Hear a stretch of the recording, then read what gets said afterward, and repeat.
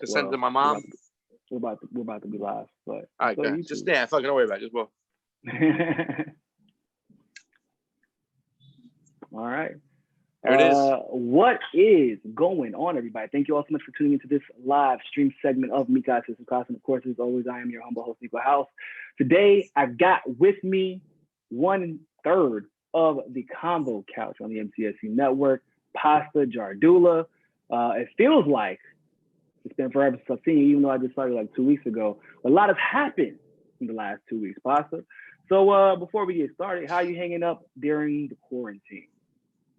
I'm hanging up there pretty good, man. If I'm to say hi to Ma Dukes right off the bat, hope she's watching. Love you. Got the Boca Raton hat on, trying to get a little air, Niko. And I appreciate you having me on and let me sit outside and kind of shake the corona off here in LA because, you know, it's I don't even know what to expect with this whole thing. I don't even know if it's a big scam, if it's for real, what's going to happen, how we're going to transition out of this economically and all this. And then we had the whole electoral presidential candidate primary situation happen that, you know, I really kind of haven't had a chance to kind of speak out and let my feelings after the dust settled. So, yeah, that's where I'm at. You can see it, you know.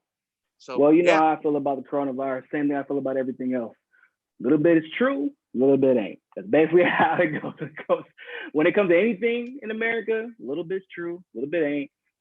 But the implications and the consequences of what's going on are definitely real. And so we'll definitely get into that a little bit.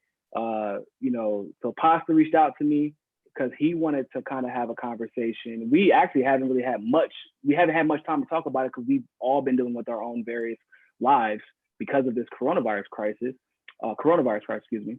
And so I wanted to, you know, give him a chance to come on and let off some steam and have this conversation where hopefully by the end of it, we can come up with some solutions as usual, but also address a lot of the things that need to be addressed. So Pasta, lay it on me, man.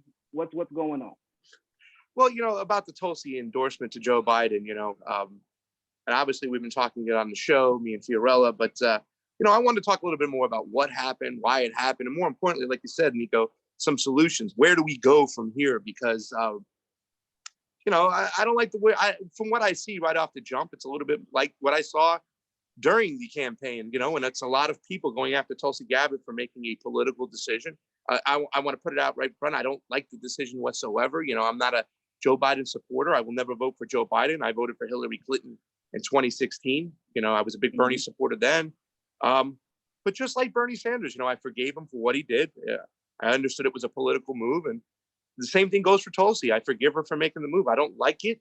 But, you know, she always said she was going to support the nominee. And I know a lot of people making a point, well, Joe Biden's not the nominee yet. Well, you know, it's like The Sopranos, right? Like they said in Forgetting Sarah Marshall. It's over. Pick a new presidency because, you know, nothing has changed from 2016. There are some big things that happen that solely fall on the responsibility of Bernie Sanders that he didn't live up to. He didn't call out the election rigging in 2016. He didn't call it out in 2020. And so no matter if Tulsi Gabbard would have given her two delegates and supported whatnot, it wasn't going to change anything. They rigged this thing and they fixed this thing and they conditioned people to think that Joe Biden is the only one who can beat Donald Trump. And now with this delegate lead, you know, I mean, I think people have to accept it. I know there's some people who are saying, I hope Bernie Sanders stays in it and goes to the distance. But for what? For what? We saw this movie in 2016. We know how it turns out. They're not going to replace Joe Biden with Bernie Sanders.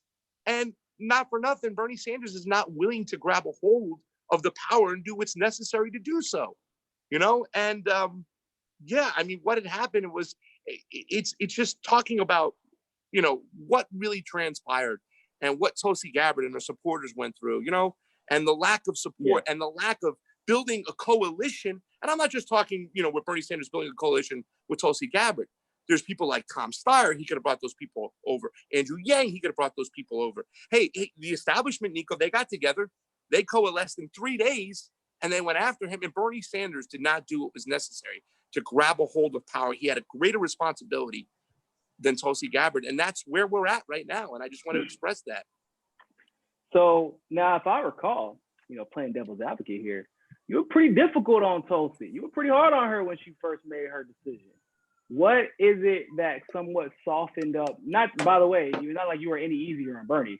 It wasn't like you were easy that day on him, but what sort of softened up your stance there and kind of shifted the trajectory to, okay, now why the hell did this happen? A couple days went by and I thought about what happened in 2016, how heartbroken I was that Bernie Sanders didn't go with Jill Stein, because a lot of people say, oh, you know, Tulsi's decision really is against her ideology. Most of her positions, they align more with Bernie Sanders than they do to Joe Biden. So she's being a sellout and she's being fake. Well, the same could be said for Bernie Sanders when Dr. Cornel West was telling people to come on over to Jill Stein. And I realized then that I forgave Bernie Sanders for making a political decision. Once again, I believe that Bernie Sanders is coming from a good place, a good heart. And the same thing for Tulsi Gabbard. When it came to making that, listen, they signed a pledge. They said to get on the ballot in these states, they had to sign a pledge. And at the end of the day, they were going to back the winner of the Democratic Party. Now, I know this lies the problem where some people are really holding on to, I don't want to lose heart. You know what I'm saying? It's like Dumb and Dumber. It's one in a million, 1 in 1,000, 1 in 1. No, it's 1 in a million. So you're still saying there's a chance. Hey, man, Niko, this game was lost at halftime. We're sports people.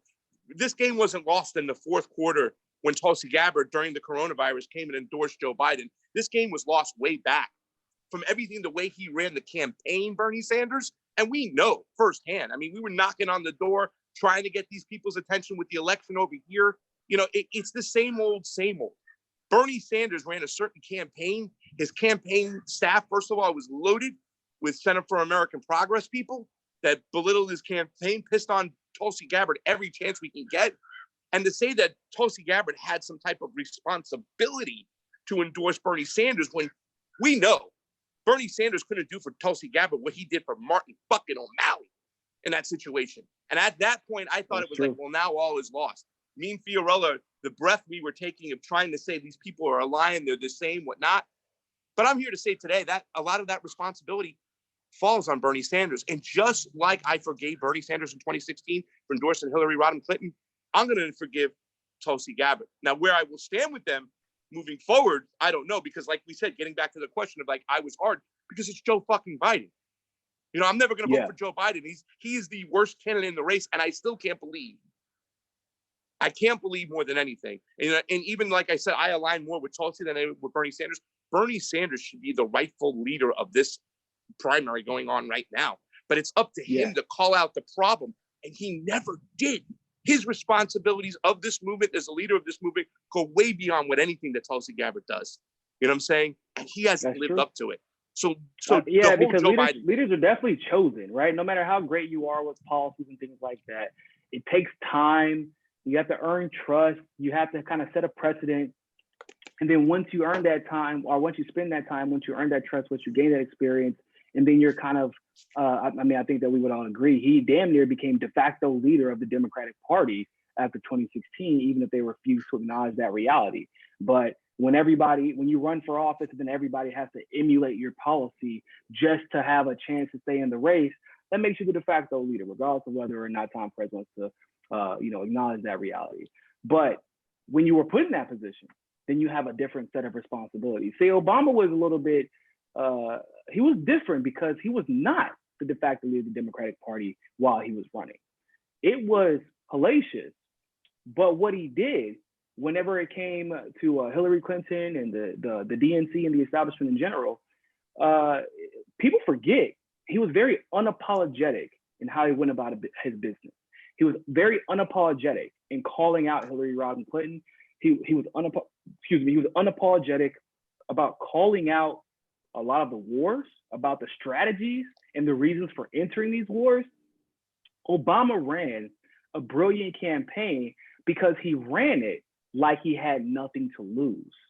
Yep. And it worked.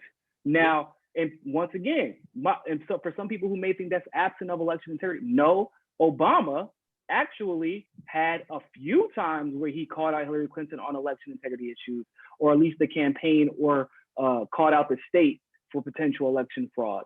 And because he showed that he would use his platform to do that, it almost forced Hillary Clinton to tap out which, I mean, we don't know if she was planning on using it the rest of the election, but we do know that it was probably a huge part of her plan, because she had so much control of the establishment that she could have gotten away with it for just about anybody else except for the man who was fighting like he had nothing to lose, like he didn't need the establishment, like he didn't want the establishment.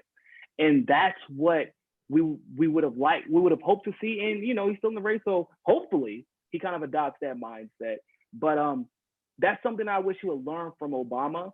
Like, even though we don't like him and his policies and all that nonsense, like, his campaign strategy was campaign like there is nothing to lose. Absolutely. Because people are relying on you to bring it home. And I feel like that's just not the campaign that's been run so far. You know, the thing I admire about Obama is that the fact that he, you know, and once again, I'm against his policies. I'm against what he stands for. He's definitely an insider. He's a friend of Wall Street. He was a friend of the military industrial complex, all this shit. But I did admire the way he ran the campaign like he did. He knew how to take power. And, you know, we've said this before, Niko, establishment Democrats, they don't care about the rule of law. They don't care about fair elections. They all think they are morally entitled to win. You know what I'm saying? So it's a no hold barred. You got to get in there and take the gloves off. And Bernie Sanders, you know what I'm saying? Even the whole mentality these last 4 years, the way he's been, you know, hey, Trump is the most evil person in the world. I'm going to give you guys all the justices, the social justices and whatnot. Whereas he had a class warfare beforehand, you know what I'm saying? And I wanted him to be more like, listen, ladies and gentlemen, I'm going to go speak for you, and I'm going to go speak to Trump. Not alienate himself off that situation, but go speak to Donald Trump and say, this is what I want. And that's it. You don't, instead, he decided to work with Chuck Schumer, Nancy Pelosi, and adopt their ideology. You know what I'm saying? And like I said, we could talk all day long about what Tulsi Gabbard did. You know, and you know, just getting back to the whole, you know, the whole Tulsi thing. It's like now people are saying, well, you know, you validated when Tulsi doing this move, she validated the Peter Fredericks and the John Cusacks. It's like, no, she didn't. No, she didn't. These people don't know what the fuck they're talking about to begin with. That's ridiculous. They were being. I mean, Peter Frederick is a literal Hindu phobe. John Cusack might as well be. You know, he doesn't have such an extensive history, but his disdain for Tulsi seems to be completely and totally personal and recent. Peter Frederick has a long history of Hindu phobia in general. So, but that's stupid. I don't know what else to call that, but that's stupid. Yeah, I mean, any way you look at it, Bernie earned his with the halftime analogy that you use, because, you know, we were talking about sports. In 2016, I would say that was the first half of the game. Everybody and anybody knows. At halftime, you have to make your first half adjustments so that you go into the second half and you've already seen the playbook. You've already know who their best players are. You already know what tricks they'll use, even the dirty ones. And then you go up, you draw some X and O's, and you try and win. And it's funny because although I'm not I'm kind of like the Heat now, but back in the day, whenever, you know, LeBron and Chris Bosh and Dwayne Wade, the biggest contribution that was made to that team, which people still don't really give him enough credit for, was Eric Spoelstra making halftime adjustments in that semifinals game against the Celtics and in the finals game against the Thunder when they got that first ring. They made adjustments. They threw the other team off. They didn't say, well, you know what the answer is? We just have to shoot more. If we shoot more, we'll make more shots, and therefore we'll win the game. Yeah. No, it was, we have to figure out where they're weak at and expose them there and be unafraid to challenge them, take advantage of some of our, like to be honest with you, when the Heat went up against the Thunder, they took advantage of the fact that the refs were clearly not going to give any quarter to the Thunder. So they were 24, 23, and 22 years old. You're not getting called. I don't give a damn if you're in the finals. I give a damn if it's Kevin Durant at the time. And Eric Spoelstra took advantage of that by telling LeBron and Dwayne Wade, just attack the rack over and over and over and over again. And that's something that brings it. You know what you have to do? You know what? These delegates aren't adding up. I just raised $46 million in January. I raised 20 plus the month before, 20 plus the month before, 30 plus. You have hundreds of millions of dollars, bro. And it won't even take that much. Hire a team of attorneys and go tell them, I don't know if this election is fraudulent or not, but what we're going to do is audit it and challenge it, because the one thing I cannot sleep with, is the idea that potentially even one of my supporters' votes was taken away from them. There is nothing undemocratic about that. There is nothing weak-minded about that. And in my opinion, there's nothing even political about that. That's the God's honest truth.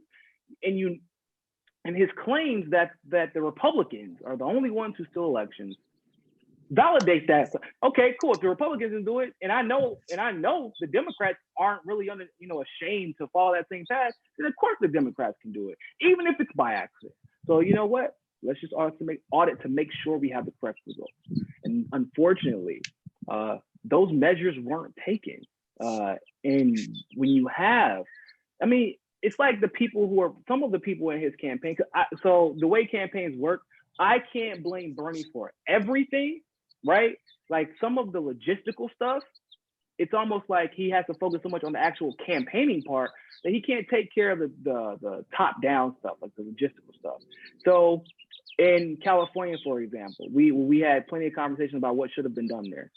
In California, there should have been education sessions from the time you figured out the rules until the day of the California Democratic primary.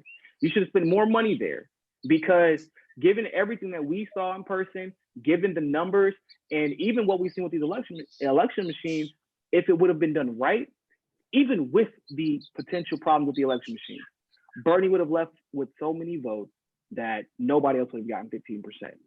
Yeah, I think that's a fair. Yeah, no doubt. And the tricks they did in 2016, I just been going over to 2016, and I'm going to have a show coming up with John Robert Blakey about what happened in 2016 and just going over the tricks they used, whatnot. But this is a reason why a lot of people walked away from him too, as well. I mean, I know a lot of Tulsi haters out there are floating this video right now with Dak and that other young lady who talked about in 2016 what had happened, that they had brought all this stuff to the convention. Hey, listen, we got them in election fraud. We got them in election rigging. And he shunned and pushed all those people away and said, no, I'm not going to go that route. And he's never revisited that route. And like you said, and I love the way you use the coach's analogy, because it's like, okay, it's like, Spoelstra. He comes from the Pat Riley coaching tree, right? It's like Belichick. Yeah. We're going to attack you where you're weak. We're going to see what you're doing and where we know your weaknesses, your link in the chain. We're going to go after you that way. Not like D'Antoni, who's just like, let's just go more offense. We need to take more shots. It's more offense, more offense, more offense. You know what we need? It never works. I know right? James Harden takes 30 shots, but we need Russell Westbrook because he takes 35. Yeah. And let me tell you something. As a Knicks fan, when Pat Riley had them in a game 7 against Houston, he went away from what he normally went after. He said, Starks, just keep shooting the ball. And Starks went like 1 for 30. We lost game 7. This is for the older people out there who will remember it. And you could see him walking off the court like he wasn't Pat Riley about the situation. He just tried to do what Bernie Sanders did blindly. Let's just keep getting out our message. Just keep on doing. Let's keep, you know what I'm saying? And it wasn't the way, brother. It wasn't the way. Yeah. You know what I'm saying? And it's like, when you found out that there was, basically every state that you had won previously, which were primarily caucus states, when you found out all those caucuses were removed, except for Iowa and Nevada for logistic reasons, you should have had a red flag immediately. Because why have y'all been completely and totally unconcerned with these until I won all of them, except for Nevada? Yeah. And the answer is obvious, because it's not like they replaced those caucuses with legitimate, voter verified paper ballots. No, they replaced those caucuses with machine-based primaries. New systems. At the moment new systems. What's up? Yeah, new systems too. So you got to factor in the fact that it's not just machines; it's new systems, because now they know they can throw a clusterfuck at you and say, "Oh, it was slow. The lines were ridiculous because it's a new system. Give us time to work out the kinks." But that's part of the plan. It's multiple things. And Niko, I got to point out the roller coaster that we've gone on this whole situation, because we were live together in Iowa. Now, granted, Fiorella and I went to this people through the campaign to get them information, and their answer was, we got this under control. We're going to handle this, right? The Bernie Sanders campaign. We got this, we got this, we got this. And I was saying the whole time, no, you're not, no, you're not. But then Iowa night, here they go. They pull out their own app. We did a video on it. I think we got like 50,000 views. And it was like, wait a second. Maybe they do got shit lined up to catch this election bullshit going on. but they didn't.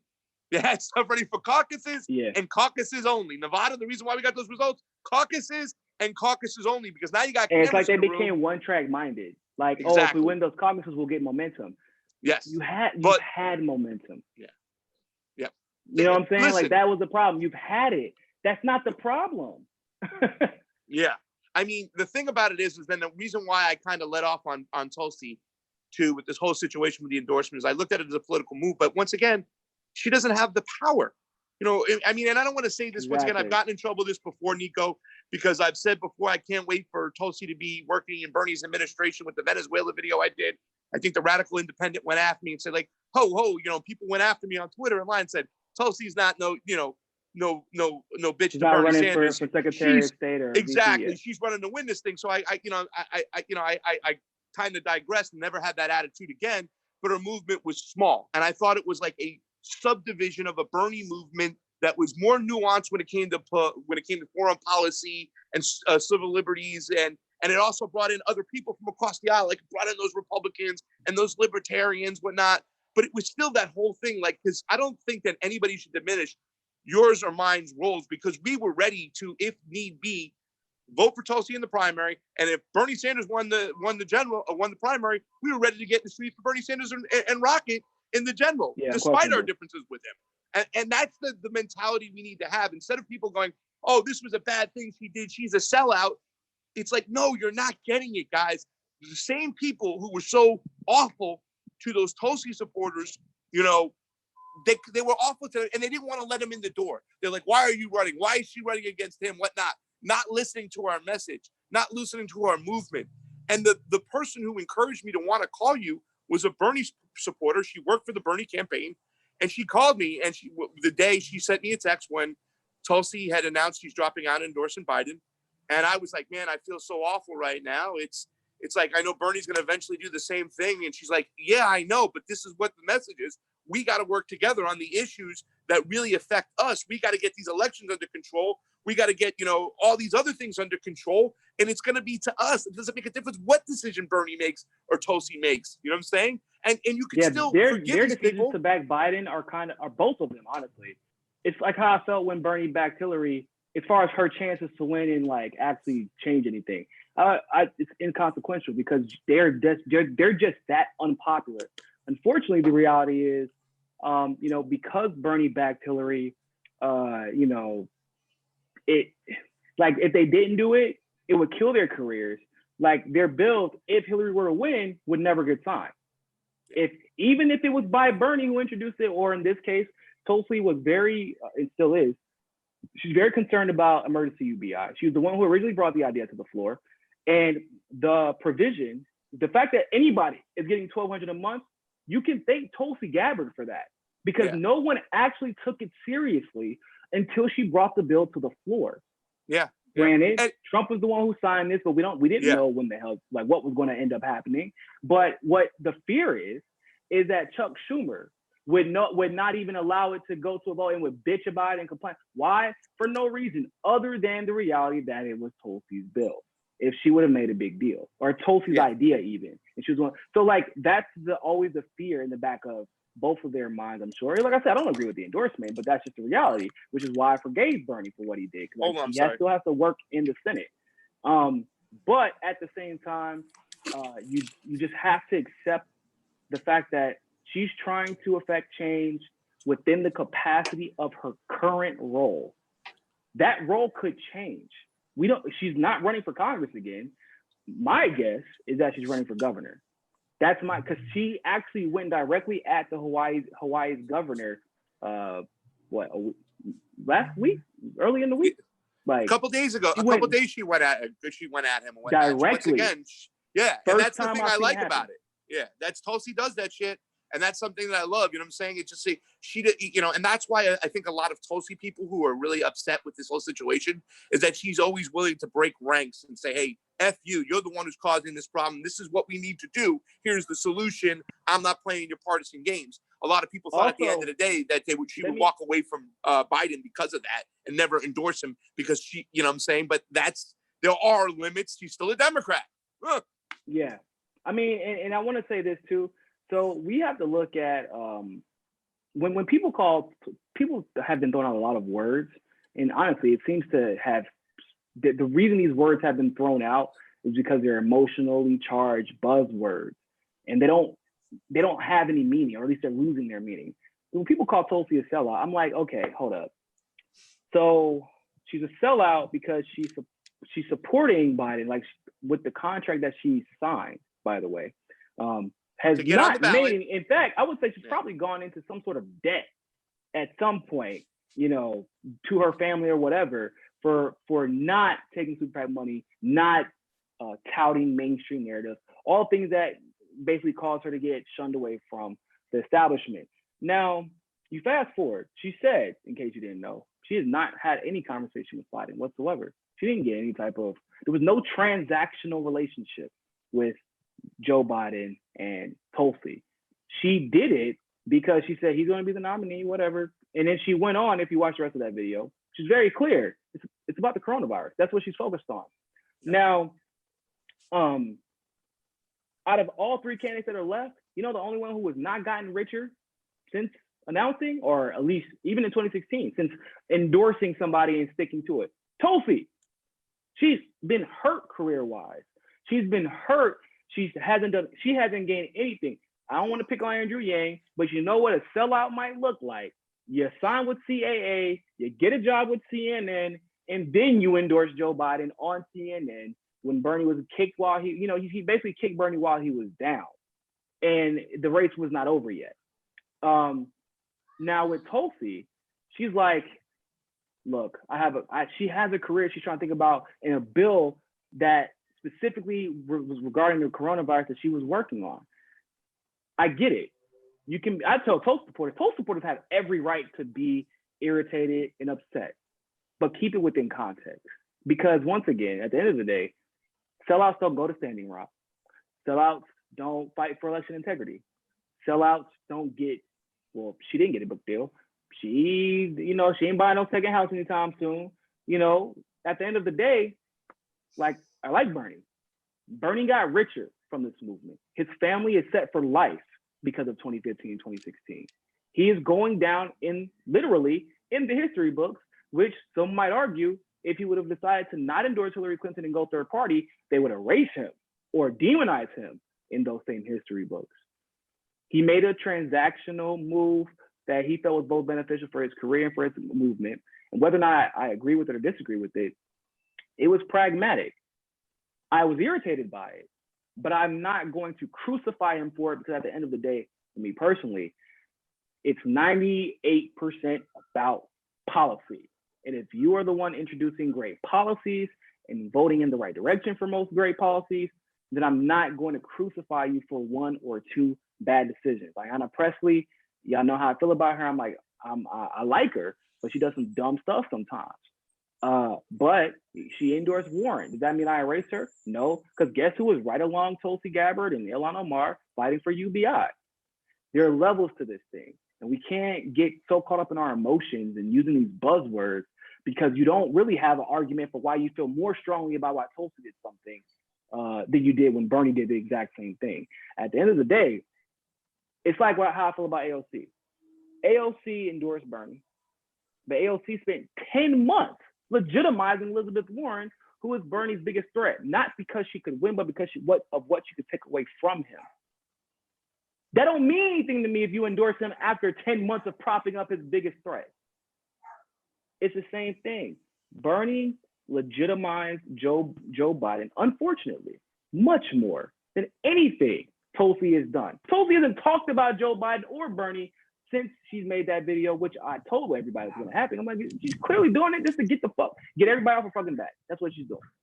So everybody has a set responsibility for their actions, but then we got to move on. We have to act like adults, criticize where the criticisms are necessary, but then move on and get back. Yeah.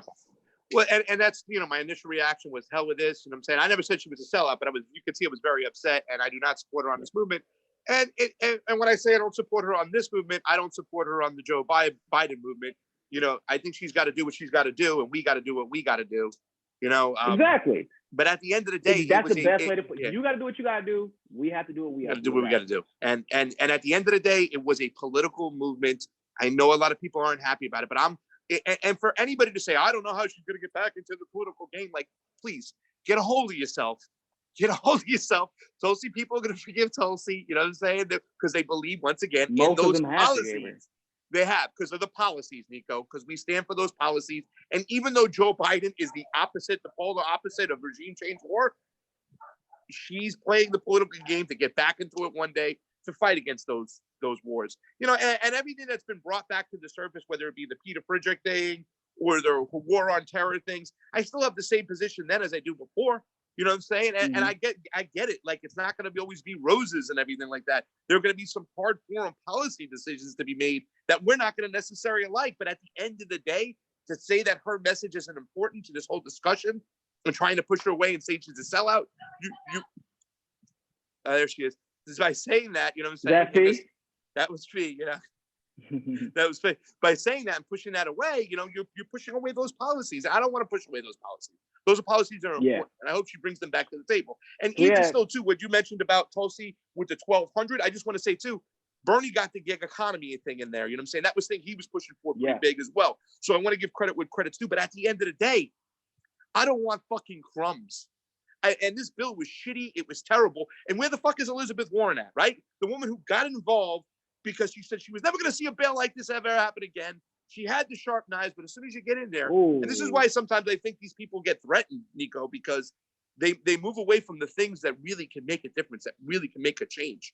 And both, but we know Bernie, in like the next year, it's just going to be Elizabeth Warren complaining like about the bailout that she voted for. We already know how this is going to go. Why? It's funny, right? Because that's what she became famous for, bitching about stuff like this. Yeah. And then when the shit hit the fan, because people keep forgetting, Chuck Schumer wanted these bailouts just as bad as Republicans did. So when Chuck Schumer wants something, guess what? People like Elizabeth Warren, because you can't be protected by Obama. You're not getting instructed to pretend like you care about this.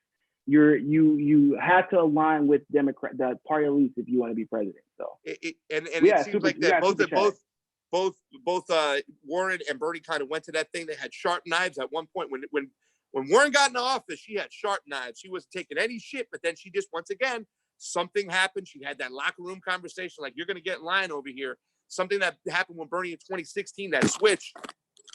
And here we are. I don't know. Warren, I feel like she's been to sellout long before. She's taken corporate money her entire career. So we got 2 super chats.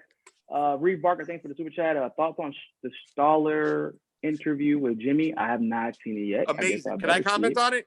It was amazing. It was amazing. And once again, you know, that's why I was kind of itching to talk to you, because it talks about what happens when they get in there, when they start instructing policy. Now, he was really, really tough on Bernie Sanders. He wrote that book, Goliath, but this guy knows what's going on. You know, these are the people that, like Michael Tracy follows, the Amnish, the trawlers, that they really understand what goes on the floor. Oh, you know what I'm saying? That's the one who said there was, he said, this isn't a bill, this is a soft coup. Yep.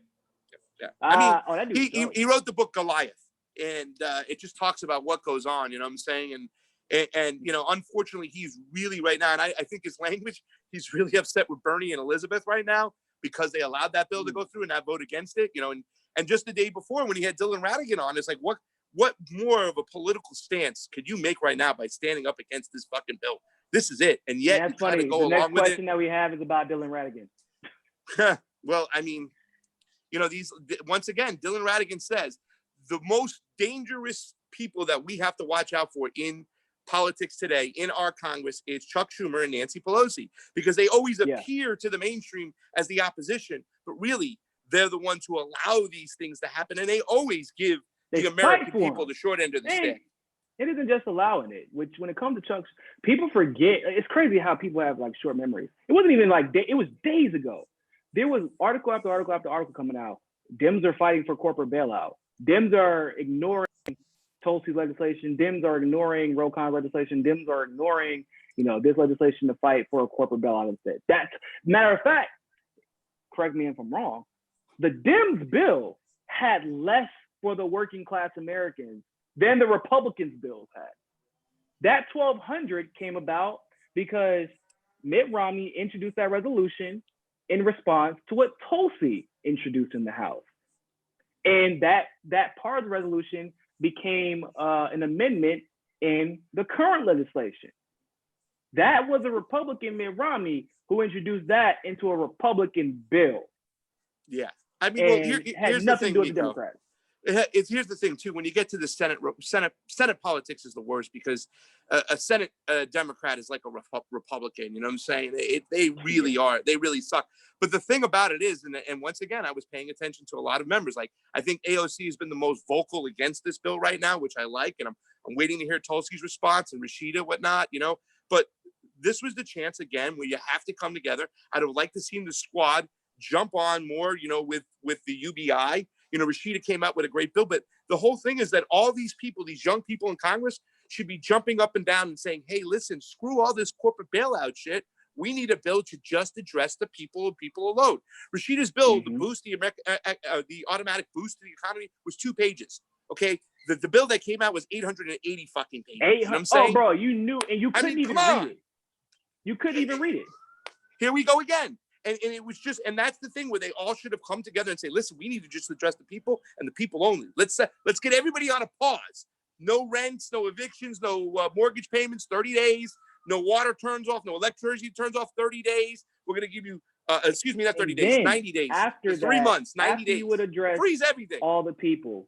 Like, after you would address the average human being, like, then you can talk about your corporate bailout. Yeah. But the reality of the situation is, this was fucked up, bro. For the last 2 weeks, our senators held us hostage. Isn't that fucked up? We were held hostage because their corporate overlords demanded that they say, you don't give anybody, any citizen individually, a damn thing until you take care of us first. And you can only serve one master, and it's the one who pays the bills. And for these senators, for the most part, those are the ones who pay, the corporations are the ones who pay the bills. And that's what it ultimately comes down. So you got any final words before we head up out of here, my man? Yeah, I just want to say, well, where do we go from here to just with the whole Tulsi Bernie kind of endorsement and everything? And first of all, I still believe this primary is over. I mean, I hope I'm proven wrong. I was hoping I was proven wrong when it came to the election and stuff, but I wasn't. I was proven right. You know, from all the work we did chasing down, you came out here, Niko, and you saw it. We wanted to be wrong, but we were right. And, I hope I'm wrong when it comes to this, to the rest of this primary, but it's just like 2016 playing out again. It's over for me. I hope something happens. But all in all, it was a political move, and we need to build coalition around issues again. You know what I'm saying? And if you want to forgive Bernie, you got to forgive Tulsi, in my mind too, as well. And where the hole was, where the void was, let's connect it. Let's not push it further away. Let's bring people together, because at the end of the day, I understand how a Joe Biden endorsement hurts people, but it's nothing more than a political move, and it does suck. But I accepted it in 2016. Move. Yeah. Because yeah, go ahead. No, go ahead. I'll still have to say that. No, you were saying it's inconsequential. Go ahead. But yeah, it's inconsequential, and at the end of the day, like, I want to be real with y'all. No matter what Bernie or Tulsi or Andrew Yang or Marianne Williamson or any of these people do, Joe Biden is Joe Biden. Just like Hillary Clinton, it's Hillary Clinton. Joe Biden cannot win. He could get every single Democratic vote. It won't matter. And when these people are factoring in, like whenever Bernie Sanders or Tulsi Gabbard is factoring in this reality, right? Because they have to think about it they can't be binary. They have to be realistic. If I don't endorse them, I'm going to shoot myself in the foot. For Tulsi, she will not be able to run for president again if she violates that contract. I understand some people say, oh, well, Bernie's still in the race. Effectively, he was about to drop out. And then my assumption is that he saw the same thing that everybody else saw, which is that Joe Biden is on 2 different planets in his head. I think that's what really, seriously, that's what's happened. Yeah. And I think that he's like, well, you know what? Let's see how this plays out. And that's the only reason he's still in the race. But effectively, we don't know what Tulsi and Bernie talked about, but she said they had a conversation with the camp, and it was private. She got the inclination, my assumption is, that she got the inclination that it was kind of futile to continue taking money from people. It was futile to continue pretending as if the nominee hasn't already been selected. Not elected, but selected. And she wanted to be done. She wanted to be rid of this election and everything that came with it. If you notice, she hasn't talked about it since. Shouldn't support this. And by the way, just really quick before we go, if you're one of those people talking about some Tulsi supporter or rapist, bro, miss me with that shit. Because if you're asking her to rescind her endorsement and y'all had no problem with Bernie, like I don't hold Bernie responsible for the fact that Hillary like literally terrorized Bill Clinton's victims. Like terrorized them. Yeah. She made their lives hell. Disappear. Yeah. Yeah. She made their lives hell. Like, I don't hold Bernie responsible for do I like it? No, I don't like it. Should that weigh into whether or not he thought it was okay to protest? Of course I believe that should weigh in. But it happened. Hillary Clinton's responsible for her action. Yeah. Yeah. And let me tell you something. Anybody but Joe Biden. He was endorsed a long time ago. You know, they endorsed him a long time ago. Okay.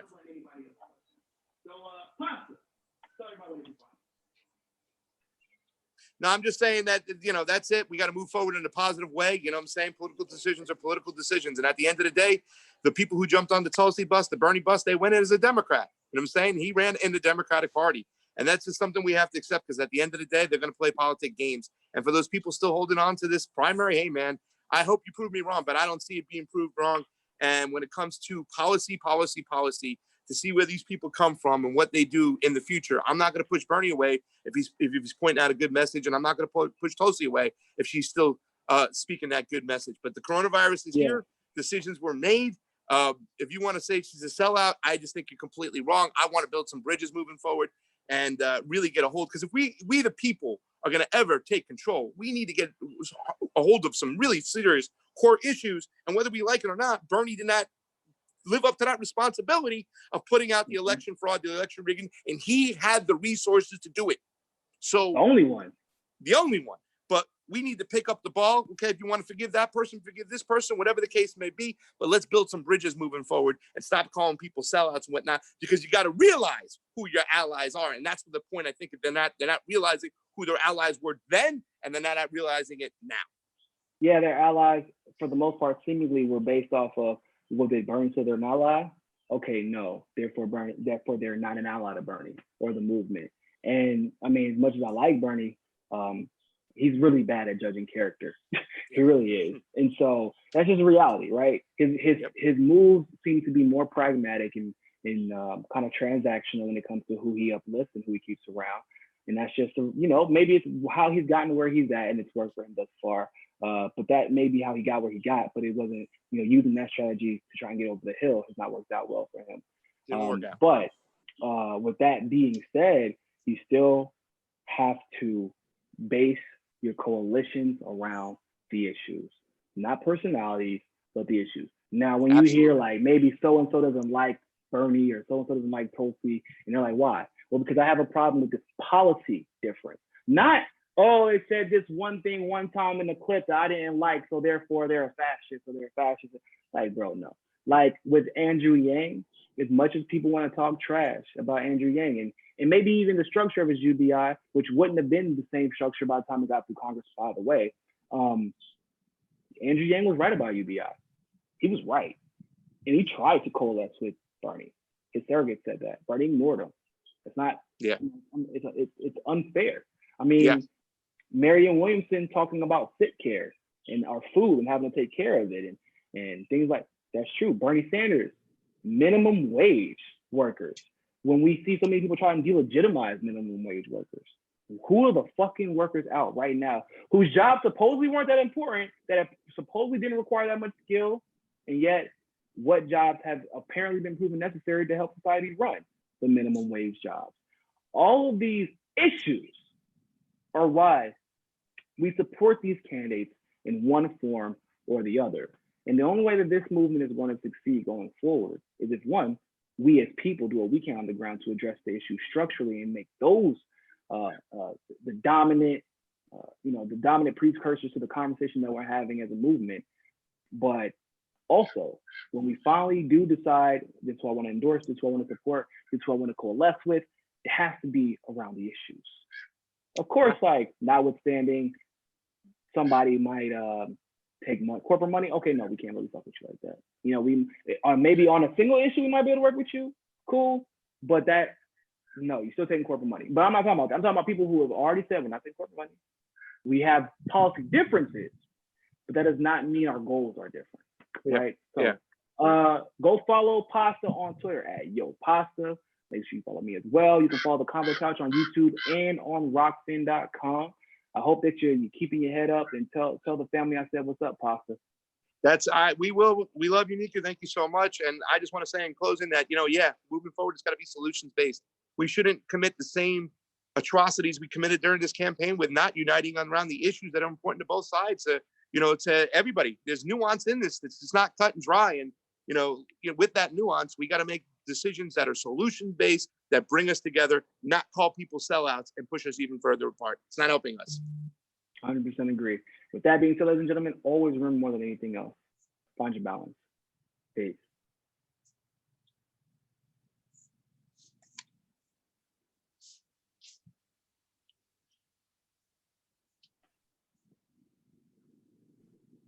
You there still?